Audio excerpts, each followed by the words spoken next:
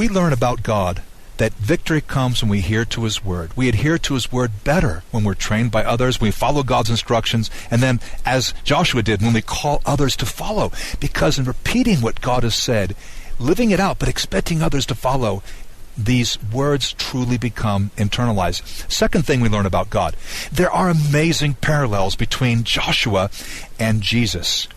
Now we're talking about what is called typology. Type, antitype, parallels between the Testaments. Well, I've already noted that they have the same name.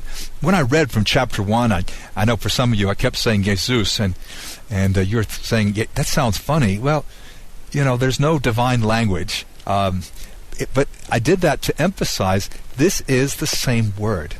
And I don't think it's just coincidence that, Joshua was a popular name in the first century. It was one of the top 10 names in the first century. That is, top 10 names that Jewish parents would name their children, their boys.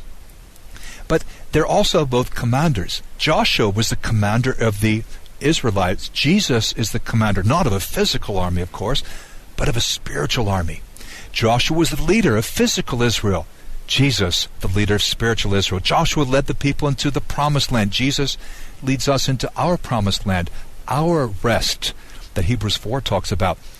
Joshua rescued the people from their enemies. Jesus rescues us from our enemies, our spiritual enemies. Joshua brought the people rest. And yet he calls us to a decision. Well, he called them to a decision. Jesus calls us to a decision. Better to go all out than just to be half-hearted.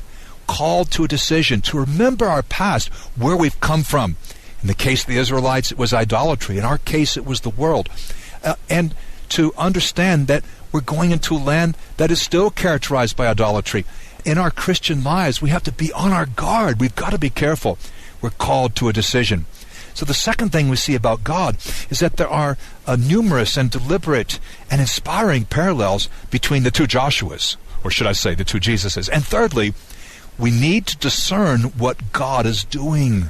We've got to see with spiritual eyes. Otherwise, we end up narrowing our options, being too full of ourselves, or even being defeated. Now, what am I referring to? I see 4 examples in Joshua's life where he doesn't fully see with his spiritual eyes what is going on.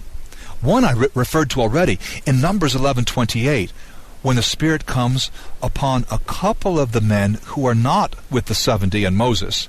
And you can refer to that passage later. Joshua's upset.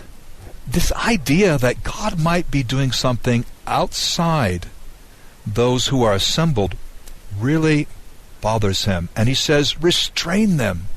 And yet God was working in their lives. How often have we had that same reaction? Maybe God is doing something with people who they're not doing anything wrong. In fact, they're doing a lot of things right, but they're not with us at the moment. And we feel anxious. We've got to see with spiritual eyes what God is doing in this world. If we don't stay close to the Lord, we'll make more mistakes. We're going to make mistakes either way, but we're going to make even more. And I think that's a powerful theme in the book of Joshua. It's something we need to understand about God. We must discern what God is doing to see with spiritual eyes. Otherwise, we end up not just narrowing our options, but being too full of ourselves or even being defeated.